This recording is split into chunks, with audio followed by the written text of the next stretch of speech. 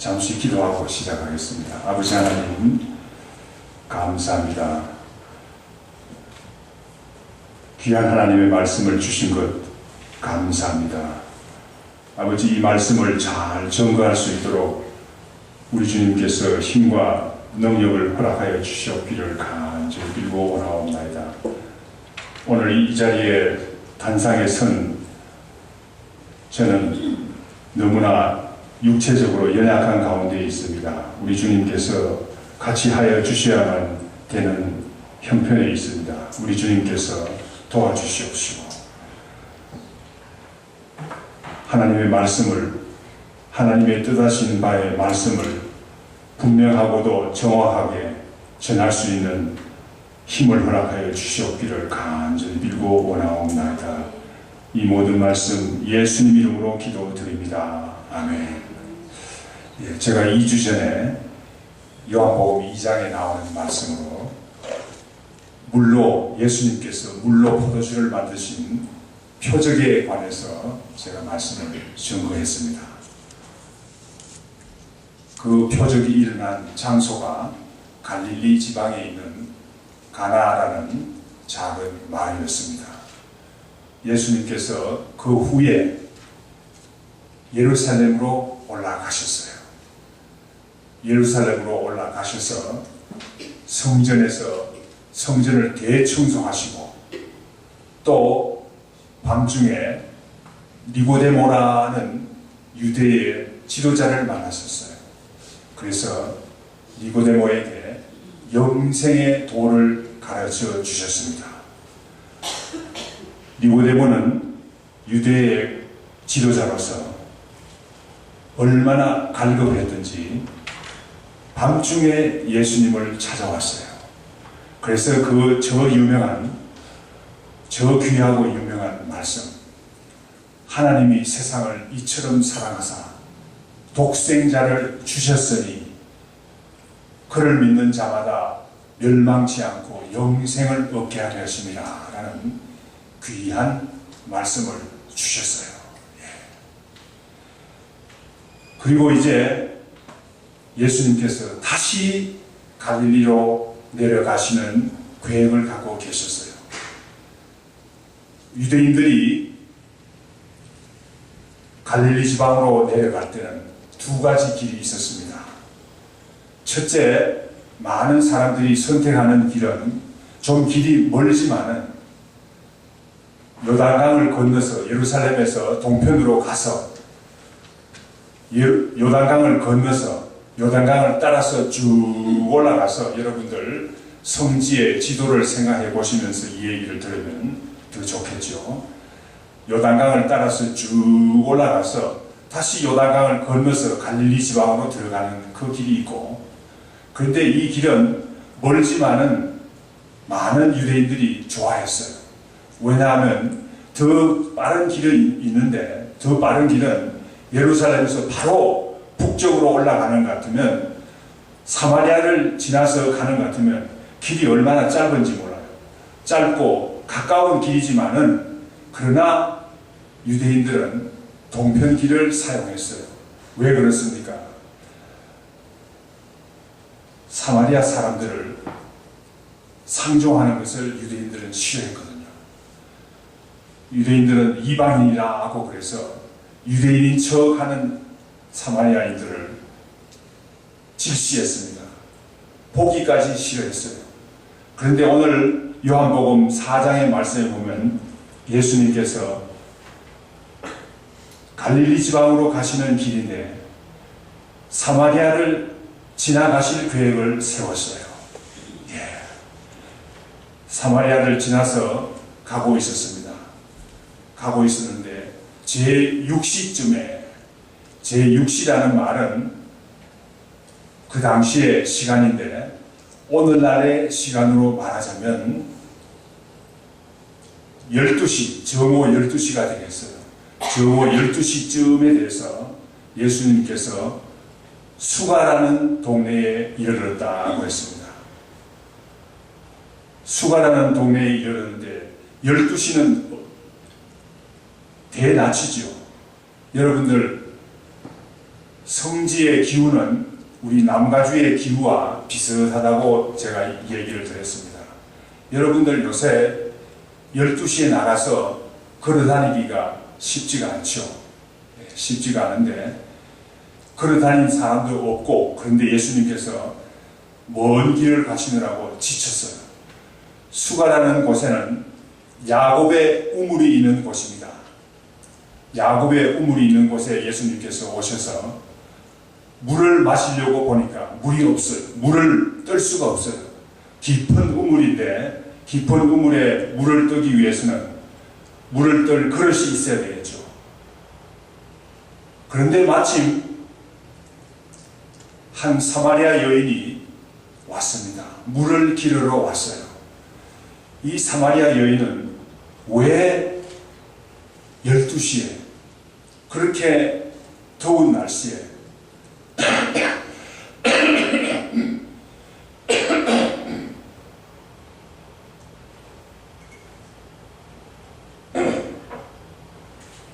더운 날씨에 물을 기르러 왔겠습니까?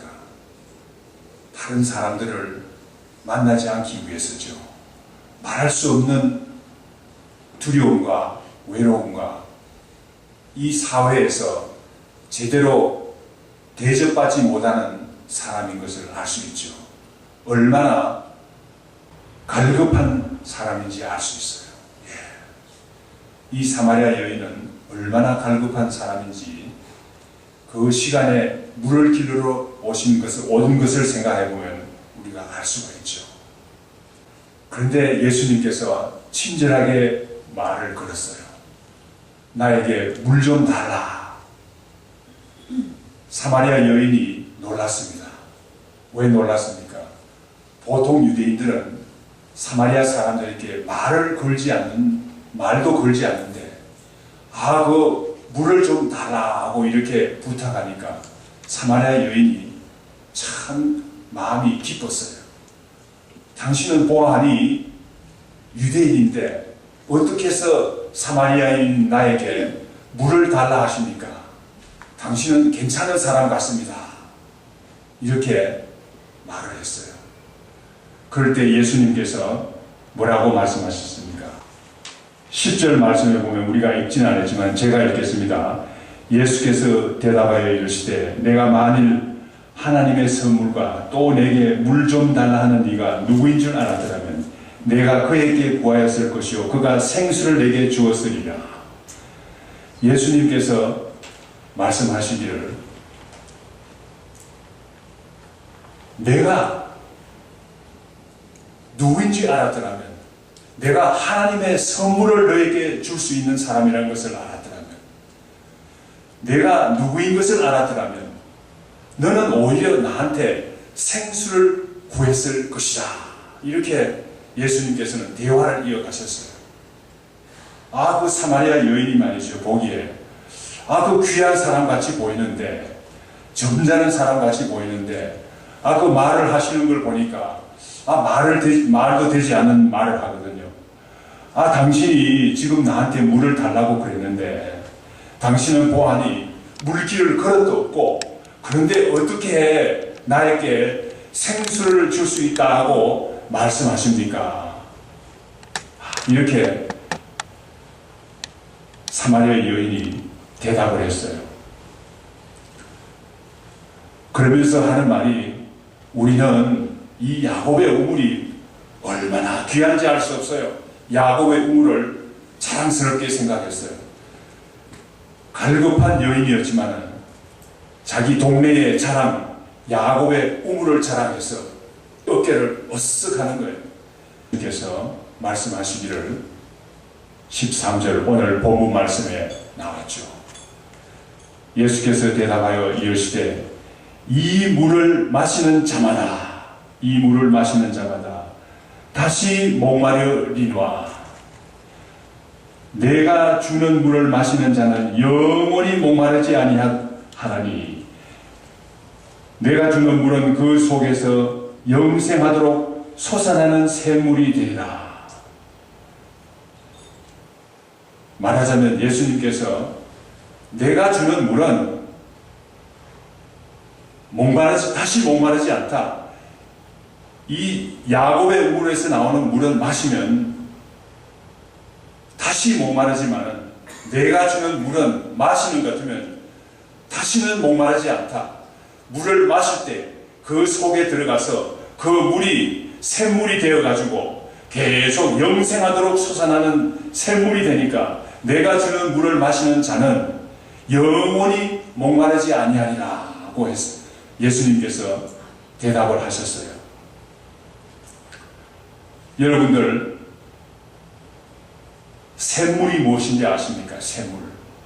우물은 두 가지 종류의 우물이 있어요. 샘물이 있고 우물이 있어요.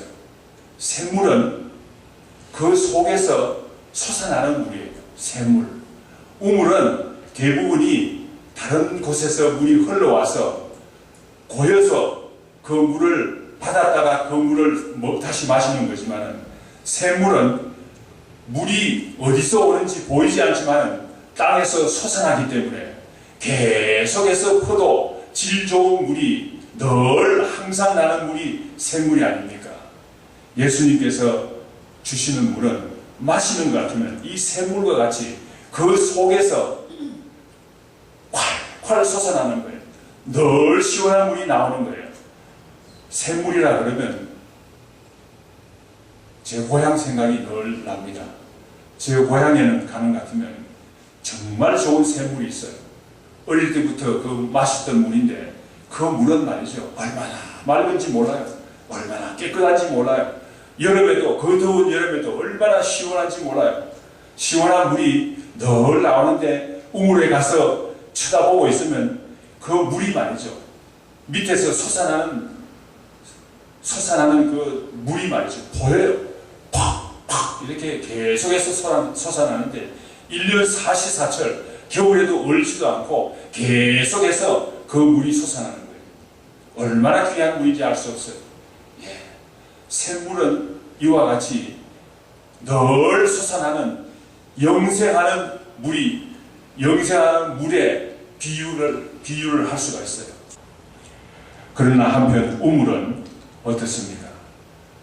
받았다가 다시 모는 물이니까 내려오는 물을 막는 것 같으면 우물이 없어져요. 예. 우물이 없어져요. 우리 주님께서 주시는 물은 이와 같이 늘 솟아나는 귀한 영생수가 되는 줄 믿습니다. 요한복음 37장 37절 말씀에 보면 요한복음 7장 37절에서 38절 말씀 한번 보겠습니다. 요한복음 7장 37절 38절 많은 사람들이 모였어요. 그런데 어떤 사람들은 예수님이 메시아라 그러는 사람도 있고 어떤 사람들은 예수님을 잡아서 죽이기 위해서 애쓰는 사람도 있었어요. 대제사장과 바리새인들은 예수님을 잡기 위해서 애쓰는 그런 사람들도 있었어요. 그런데 많은 사람들이 혼돈하고 있어요. 예수님께서 어떤 분이신지 알지 못해서 애쓰는 혼돈된 그런 상태에 있는 그런 형편이었습니다. 그때 예수님께서 37절 말씀에 보면 우리 다 같이 읽어보겠습니다. 37절 38절 말씀 7장 37절 38절 말씀 명절 끝날 곧 큰날에 예수께서 서서 외쳐 이르시되 누구든지 목마르거든 내게로 와서 마시라. 나를 믿는 자는 성경에 있는 것 같이 그 배에서 생수의 강이 흘러나오리라 하시니 예 그렇습니다. 예수님께서 많은 사람들이 혼돈하고 있어요. 혼란 속에 빠졌어요. 그럴 때 예수님께서 큰 소리로 외쳤다고 했어요. 목마른 자는 내게 와서 마시라. 누구든지 목마르거든 내게 와서 마시라. 나를 믿는 자는 성경에 이런 것 같이 그 배에서 생수의 강이 흐르리라. 생수의 강물이 흐르겠다는 거예요. 물이 얼마나 많이 나오는지 강에다가 비유하고 있어요. 예수님께서 주시는 말씀은 우리의 모든 문제를 다 해결할 수 있는 생수의 강이 된다는 말씀을 하고 계십니다. 다시 본문으로 돌아갑니다. 사마리아 여인이 이와 같이 예수님께서 목마르지 않은 물을, 영원히 뱃속에서 솟아나는 물을 주시겠다고 그러니까 이 사마리아 여인의 귀가 번뜩 열렸어요. 그래서 여자가 이르되 15절 말씀에 보면, 4장 15절 말씀에 보면 여자가 이르되 주여 그런 물을 내게도 주시사 목마르지도 않고 다시 물길로 오지도 않게 하소서. 예수님께 부탁을 했어요. 그런데 이 여인은 얼마나 어려운 가운데 있었습니까? 많은 사람들이 여자는 남편을 잘 만나야 돼요. 남편을 잘 만나는 것 같으면 모든 인생의 문제가 해결돼. 그래서 이 여인도 남편을 잘 만나기 위해서 애를 썼어요. 첫째 남편을 만났더니만은 형편이 없어요. 그래서 버리고, 또 두 번째 남편을 만나서 버리고, 세 번째 남편을 만나서 버리고, 네 번째, 다섯 번째 남편을 가져봤지만은 마음에 차지가 않아요. 늘 갈망하는 가운데 있어요. 인생의 문제가 해결되지 않습니다. 그래서 여섯 번째 남자를 얻어서 살고 있지만은 이 남자는 남편이 아직 아니라는 비밀을 갖고 있었어요. 그러니까 이 여인이 얼마나 어려운 가운데 있었겠습니까? 그런데 이제 예수님께서 뱃속에서 솟아나는 생수를 주시겠다니까 얼마나 귀가 열렸든지 내게도 그 물을 주시옵소서 이렇게 부탁을 했어요. 그때 예수님께서 뭐라고 말씀하셨습니까? 가서 내 남편을 데리고 오라. 얼마나 이 여인은 황당했겠습니까? 당황했겠습니까?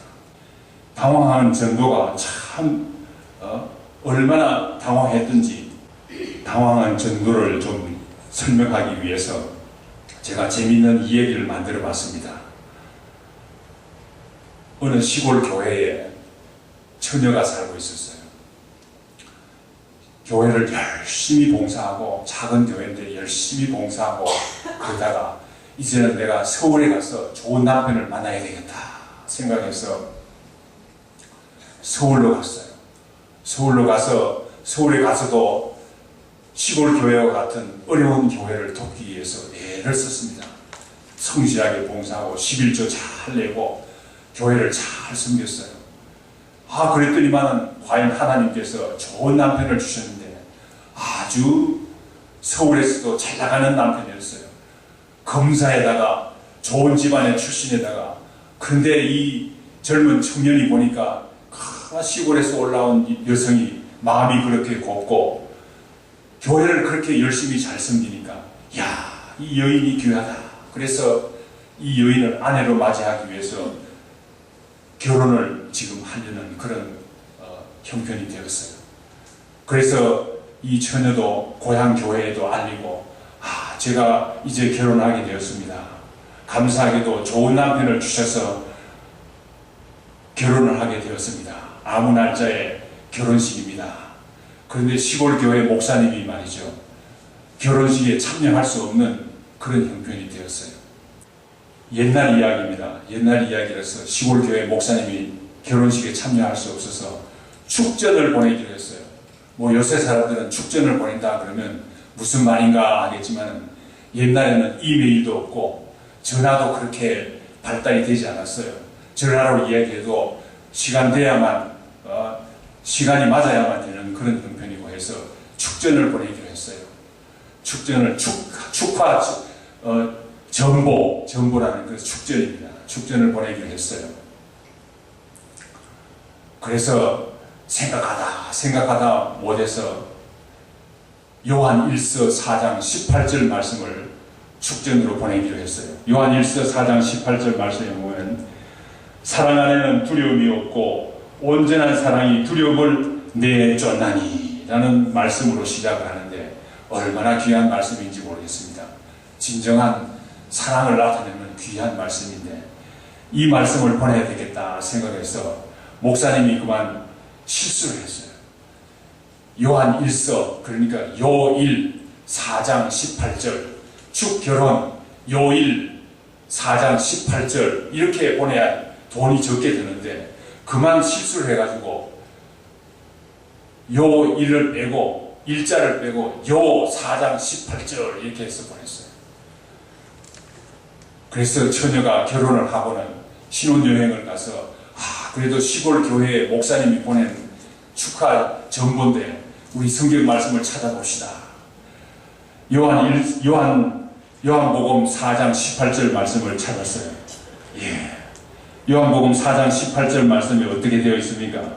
오늘 본문 말씀에 나오죠. 우리 다 같이 한번 읽어보겠습니다. 너에게 남편이 다섯이 있었고 지금 있는 자도 내 남편이 아니니 내 말이 참되도다. 그 처녀가 얼마나 황당했겠습니까?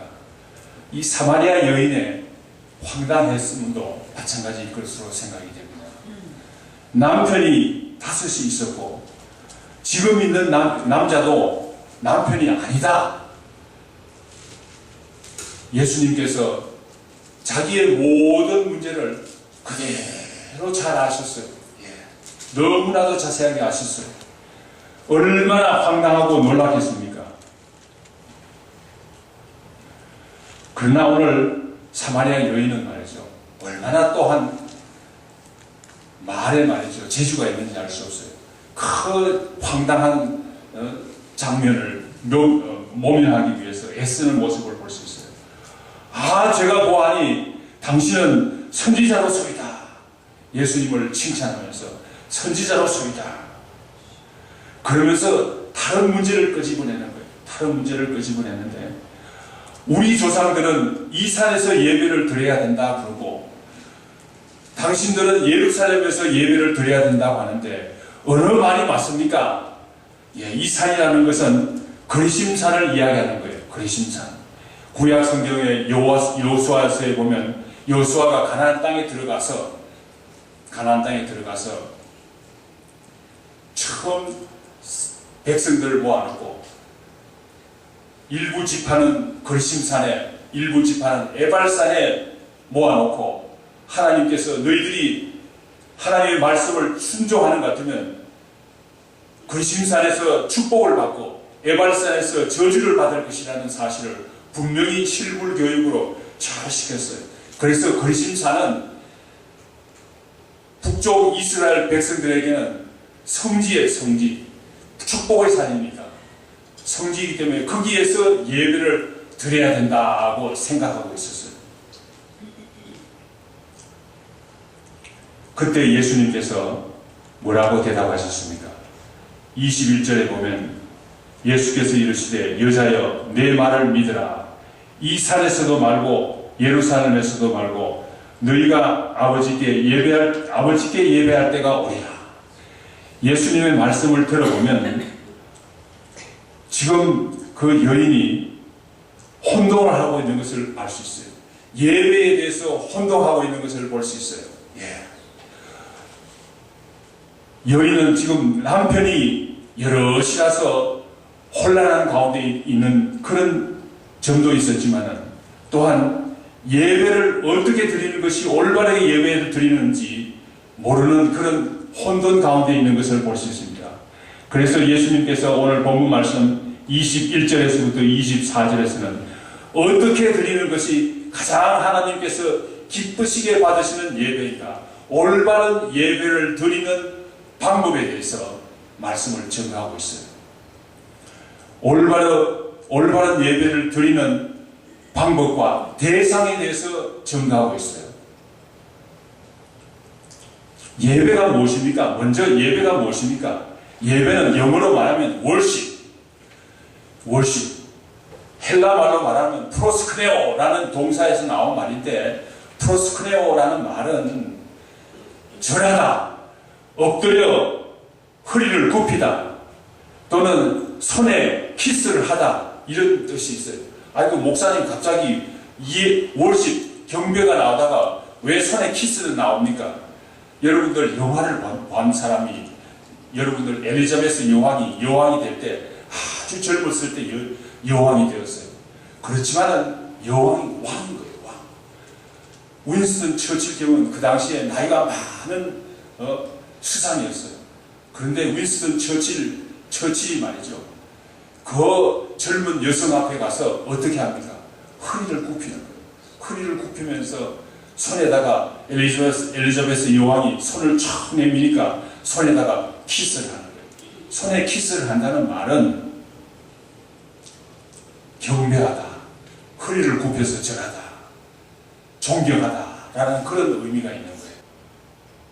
예배를 올바로 드리는 방법에 대해서 예수님께서 말씀하고 계시는데, 먼저 예배는 그 예배의 대상을 올바로 해야 된다는 사실을 증거하고 있어요. 예배는 아버지께 드려야 된다. 우리 하나님 아버지께 드리는 것이 예배다라는 사실을 증거하고 있어요. 하나님 아버지께 드리지 않는 예배는 예배가 아니에요. 인간을 세우기 위한 것은 예배가 아니에요. 하나님 아버지께 감사드리고 하나님 아버지께 드리는 것이 진정한 예배라는 사실을 증거하고 있습니다. 우리가 드리는 예배가 다른 목적으로 드려진다면 올바른 예배가 아니에요. 출애굽기 34장 14절 말씀, 출애굽기 34장 14절 말씀, 14절 말씀 우리 다 같이 한 목소리로 읽겠습니다.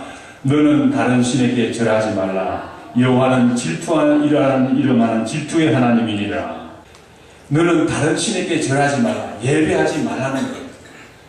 오직 여호와 하나님께 예배하라는 거예요.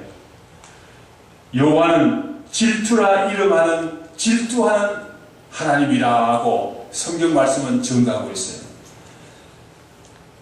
출애굽기 34장 14절 말씀에 두 가지 중요한 사상이 나오죠. 하나는 여호와 하나님께만 예배드리라. 그런데 만약에 다른 신에게 예배를 드리는 것 같으면 하나님은 어떤 하나님입니까? 눈 뜨고 못 보는 거예요. 질투라는 말이 있어요. 여호와 하나님께서는 다른 신에게 예배 드리는 것을 눈 뜨고 못 보는 거예요. 그러니까 저주가 따르는 거예요. 진노가 따르는 거예요. 다른 신에게 예배를 드리는 것이 어떤 것이 있습니까? 여러분들 요사이 우리 욥기를 공부하고 있죠. 새벽기도 때 욥기를 공부하고 있고 또 매일 성경 욥기를 공부하고 있는데, 매일 성경에 나오는 욥기 31장 24절에서부터 27절 말씀에 보면 하나님을 섬기지 않고 하나님께 예배를 드리지 않고 다른 것들의 예배를 드림으로 하나님의 진노를 피할 수 없는 그 사실을 욥기 31장 24절에서 27절 말씀에서 증거하고 있습니다. 한번 우리 찾아서 읽어보겠습니다. 욥기 31장 24절에서 27절 말씀입니다. 다 같이 읽겠습니다. 만일 내가 내 소망을 금에다 두고 순금에 넣는 데 의뢰하는 바라 하였다면, 만일 재물의 풍부함과 손으로 얻은 것이 많음으로 기뻐하였다면, 만일 해가 빛남과 달이 밝게 뜬 것을 보고 내 마음이 슬퍼서 유혹되어 내 손에 입맞추었다면, 다른 신에게 예배드리는 것이 어떤 것이 있습니까? 금에다가 소망을 두고 순금에다가 순금을 의뢰하는 것이 우상을 섬기는 것이 아닙니까? 여기에서 금은 무엇을 나타냅니까? 금은 돈을 말하는 거예요. 돈.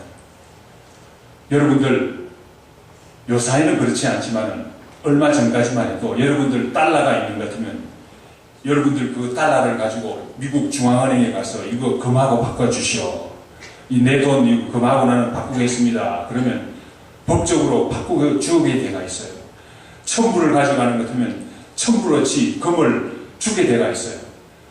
그 미국에서 그냥 돈을 막 찍어내는 것이 아니라 그 돈에 해당한 찍어내는 돈에 해당하는 만큼 금을 비축하고 있어요. 그래서 금으로 바꿔주는 거예요. 그래서 여기에서 말하는 금이라는 것은 돈을 말하는 거예요. 돈에 소망을 두고 돈을 의뢰하는 사람은 하나님을 예배하는 것이 아니죠. 돈이라는 우상을 섬기는 거죠. 우리가 얼마나 돈을 많이 의뢰합니까? 우리가 얼마나 돈에 소망을 두고 있습니까? 돈에 소망을 두고 돈을 벌어야지 생각하고 있습니다. 이것이 바로 우리의 우상을 섬기는, 우상에게 예배를 드리는 거예요. 재물의 풍부함과 손으로 지은 것을 기뻐하는 것이 무엇입니까? 이것이 우상을 섬기는 거예요. 재물의 풍부함을 기뻐하는 것. 재물을 쌓아놓고, 야, 내 이번에 집을 샀는데, 또 세컨드 홈을 샀는데, 이런 것을 두고 마음에 걱정해하는 것이 무엇입니까? 우상을 섬기는 거예요. 하나님께 예배를 드리지 않고 우상에게 예배를 드리는 거예요. 어떤 사람은 해가 빛나고 달이 밝게 뜬 것을 보고 아주 신비하게 생각해요. 예, 그 태양이 말이죠. 그 어떻게 해서 그 옛날부터 열을 바라고 빛을 바라고, 이야, 그 신비하다. 달은 말이죠. 밤에 그 캄캄한 밤중에 달은 지구를 환하게 비추고, 이야, 그 달이 너무너무 신비하다. 그 신비함에 감격해가지고 살며시 유혹되는 것이 하나님을 섬기지 못하고 예배를 드리지 못하는 것이 된다는 거예요. 태양이 신비스럽고 달이 신비한 것은 사실이죠. 그 신비한 우주의 신비함을 느끼는 것은 사실이죠. 그러면 우주를 창조하신 여호와 하나님을 생각하며, 이야, 그 하나님께서 창조하신 우주가 얼마나 신비한가, 우리 하나님이 얼마나 능력이 많으신가, 이것을 깨닫고 오히려 하나님께 예배를 드려야 되는데, 오늘날의 많은 사람들이 달을 섬기고 태양을 섬기고 별을 섬기고 자연을 섬기는 사람들이 있어요. 예. 우상을 섬기는 일입니다. 우리 여호와 하나님은 우상을 섬기는 것을 싫어해요. 질투하는 하나님입니다. 그러므로 올바른 예배는 여호와 하나님을 향해서 드리는 것이 올바른 예배라는 사실을 증거하고 있어요. 다시 본문으로 돌아갑니다. 또한 예수님께서 말씀하시기를 올바른 예배를 드리는 방법을 설명하고 있어요. 영과 진리로 예배를 드려야 된다 하고, 올바른 예배는 영과 진리로 예배를 드려야 된다 하고 증거하고 있습니다. 하나님은 어떤 분이십니까? 하나님은 영이시니까 우리가 영으로 예배를 드려야 돼요. 영은 다른 데가 있고 몸만 와 있는 것 같으면 올바른 예배가 되지는 않아요. 영은 우리 사람에 있어서 가장 중요한 부분이죠. 영으로서 예배를 드려야지 되죠. 그런데 우리의 영은 하나님을 가까이 할 수가 없어요. 누구의 도움으로 하나님을 가까이 할 수 있습니까? 성령님의 도움으로 예배를 드려야 되는 거예요. 그러므로 우리의 영이 성령님의 도움으로 드리는 것이 올바른 예배가 되겠습니다. 또한 올바른 예배는 진리 안에서 예배를 드려야 돼요. 진리라는 말은 무슨 말입니까? 진리라는 말은 하나님의 말씀을 의미하는 거예요. 그러므로 예배 드릴 때는 우리가 하나님의 말씀에 중점을 두고 예배를 드려야 돼요. 하나님의 말씀으로 예배를 드려야 돼요. 하나님의 말씀을 선포하고 하나님의 말씀을 추구하는 것이 바로 올바른 예배라는 사실을 오늘 예수님께서 증거하고 있습니다. 예수님께서 이 정도 말씀하시니까 사마리아 여인이 말하기를, 예, 맞습니다. 곧 그리스도라는 분이 오시는 것 같으면, 메시아가 오시는 것 같으면 이 일을 우리에게 명확하게 알려주시리라고 믿습니다. 라고 사마리아 여인이 예수님께 대답을 했어요. 그러자 예수님께서 뭐라고 말씀하셨습니까? 26절 말씀에 보면, 26절 말씀에 예수께서 이르시되 내가 바로 그라, 그리스도시라, 내가 바로 메시아라 하고 예수님께서 말씀하셨어요. 이 사마리아 여인은 어떻게 되었습니까? 오늘 본문 말씀 29절, 오늘 우리가 읽진 않았지만 29절 말씀을 보는 것 같으면 사마리아 여인이 예수님이 그리스도이시라는 사실을 믿은 사실을 알 수 있어요. 29절 말씀에 보면 물동이를 두고 동네에 들어가서 많은 사람에게 내가 그리스도를 만났다 하고 전파하고 있습니다.